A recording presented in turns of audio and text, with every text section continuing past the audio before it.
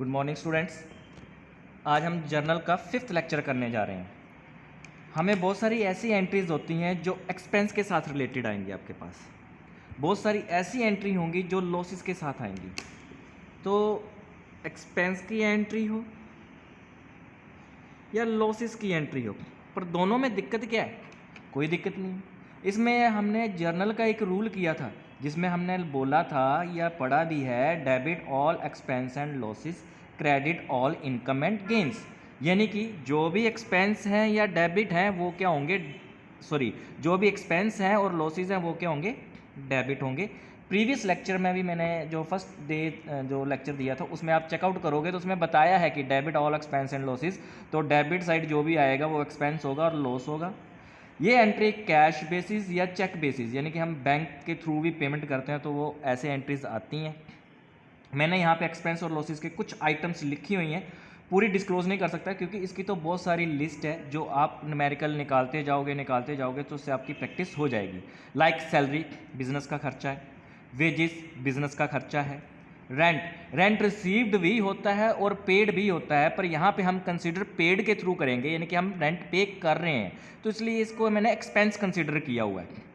Rates, repairs, gas, कोयल, telephone bills, mobile bills, insurance premium pay कर रहे हो, कमीशन पे कर रहे हो, कमीशन भी ऐसे रिसीव, कुछ आइटम्स ऐसे यहाँ पे एक्सपेंडिचर होंगे जो रिसीव्ड भी होते हैं और पेड भी होते हैं। वो आपको जब ट्रांजैक्शन पढ़ोगे तो उससे पता चल जाएगा। देन ऑफिस से रिलेटेड खर्चे, सेलिंग जो भी है जैसे एडवर्टाइजमेंट वगैरह बोलो तो वो रिलेटेड खर्चे। देन प्रीपेड एक्सपेंस, प्रीपेड का मतलब होता है जो एक्सपेंस आपने कल पे करने थे आज पे कर दिए। तो एक्सपेंस ही होता है, चाहे पहले पे करो या बाद में पे करो, उसके साथ रिगार्डिंग एंट्री होती है। देन डेप्रीशिएशन की भी एंट्री होगी। तो सबसे पहले 11 अप्रैल 23 को क्या हो रहा है कि सैलरी पे टू द स्टाफ, इतना अमाउंट दिया हुआ है 650550, ये आपकी जो है सैलरी पे हुई है स्टाफ को। अब आपने पे क्या किया है, सैलरी पे की। जब सैलरी पे की है तो सैलरी क्या है, it is a type of expense. तो हमने 11 अप्रैल 2023 को क्या लिखा, salary account debit to cash account 650550 तो being salary paid to the staff, तो हमने अपने स्टाफ को क्या पे किया है वो भी बता दिया कि सैलरी पे की है। तो आपको नरेशन देना ज़रूरी है। कई बार ये क्या होता है कि जो आप कहीं बिजनेस कर रहे हो, जिसके पास अकाउंटिंग का काम कर रहे हो, उस बिजनेसमैन को वो अकाउंट आता ही नहीं है, पता ही नहीं चलेगा उसको क्या हो रहा है। लेकिन जब आप नरेशन दे देते हो तो उससे एटलीस्ट उसको नॉलेज हो जाती है कि आपने ये किससे रिगार्डिंग एंट्री की है। देन 12 अप्रैल 2023 को किया हुआ, मैंने यहाँ पे कैश बेसिस लिया हुआ था, ये आपकी कैश बेसिस एंट्री है। अगर चेक बेसिस होगी तो उसमें क्या होगा, सैलरी पेड थ्रू चेक।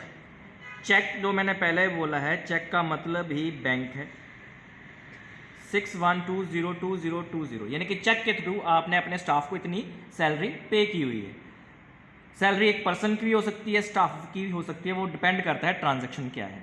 तो 12 अप्रैल 2023 जो आपने डेट पोस्ट करनी है। देन सैलरी अकाउंट डेबिट, इतनी सैलरी पे की, टू बैंक अकाउंट, इतना पैसा आपसे चला गया, तो being salary paid by cheque, आपने चेक के थ्रू क्या कर दी है, पेमेंट कर दी है।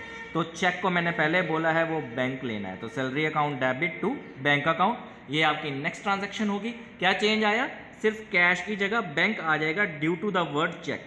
ये चीज़ नोटिस करने वाली होती है जो आपके पास ट्रांजैक्शंस होती हैं।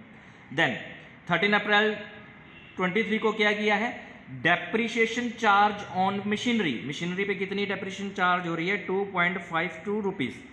अब क्या है कि यहाँ पे तो मैंने मशीनरी लिख लिया एज ए एसेट। एसेट तो कोई भी हो सकती है, एनी फिक्स एसेट, लाइक यहाँ पे प्लांट एंड मशीनरी भी आ सकता है, फर्नीचर भी आ सकता है, मोटर वैन आ सकता है, बहुत सारी चीज़ें आ सकती हैं। तो जो आपकी जर्नल एंट्री है वो सेम रहेगी, उसमें कोई दिक्कत नहीं आने वाली। जैसे डेप्रीशिएशन ऑन मशीनरी है, मशीनरी की जगह वर्ड आ जाएगा प्लांट एंड मशीनरी, उसकी जगह फर्नीचर, मोटर वैन, यानी कि जो भी एसेट होगा उसका नाम लिख दो।